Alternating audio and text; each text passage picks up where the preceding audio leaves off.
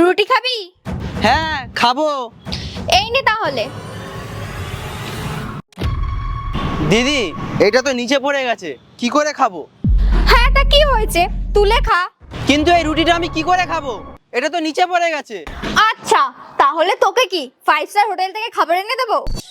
চুপচাপ তুলে খেয়ে নে, খাবারটা দিচ্ছি এটাই অনেক। দাঁড়ান দাদা। আচ্ছা ম্যাডাম, আপনার কি একটু লজ্জা করে না? এরকম ভাবে তো কুকুরকেও মানুষ খেতে দেয় না।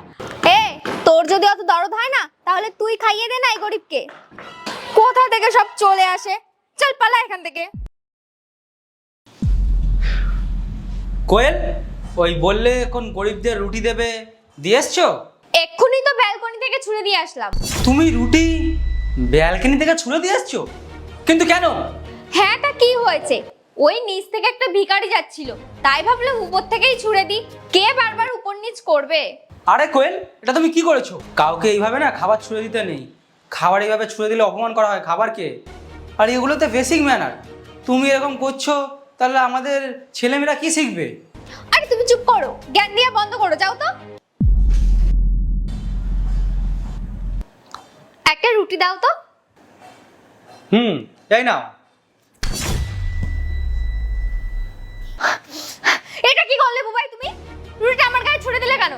হ্যাঁ তা কি হয়েছে কোয়েল? তোমার খাবার নিয়ে দরকার, তুমি পেয়ে গেছো। আর যেমন ভাবেই দিই তাতে কি আসে যায়? এটা কিরকম ব্যবহার বুবাই? তুমি আমাকে রুটিটা ছুঁড়ে দিলে কেন? আমি কি তোমাকে রুটি কখনো ছুঁড়ে দিই? তোমার খারাপ লাগলো আমি এইভাবে তোমাকে রুটিটা ছুঁড়ে দিলাম বলে? তাহলে একবার ভাবো তো ওই গরিব মানুষটারও কেমন লেগেছে। আমি তোমাকে এইটাই বোঝাতে চাই যে তুমি যেটা করেছিলে না, ভুল করেছিলে। তুমি ওর সাথে আমার কম্পেয়ার করছো? না, ডিফারেন্স আছে।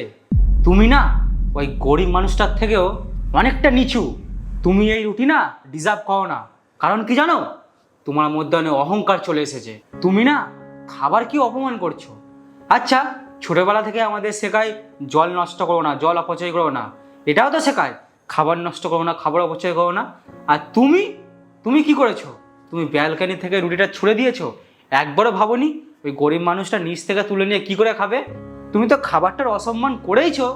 আর এই গরিব মানুষটার খিদেরও তুমি মজা উড়িয়েছো। আমি তোমাকে এটাই বোঝাতে চাই, খাবারকে সবসময় সম্মান করো, রেসপেক্ট করো।